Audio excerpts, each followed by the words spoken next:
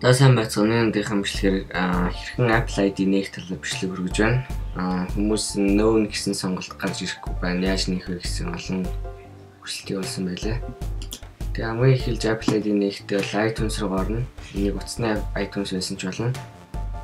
Тэгээ хамгийн ихний анхаарах зүйл бол хүмүүс нэг ямар ч хамаагүй аппликейшнээр дараад цаашаа нээх гэдэг.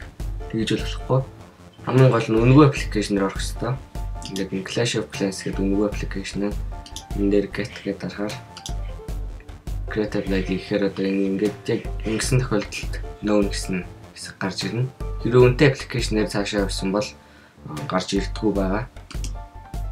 Одоо туршиж үзье.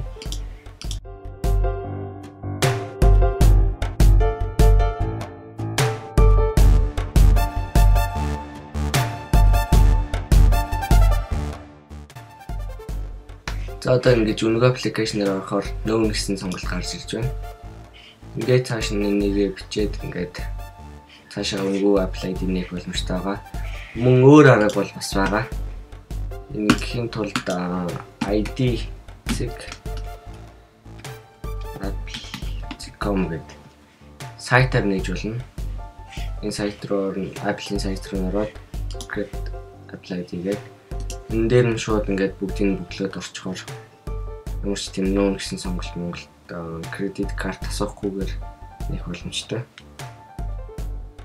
Ингээд бүгдийг нэг зүүн зүгээр бүглөөд гэсэн тохиолдолд Apple ID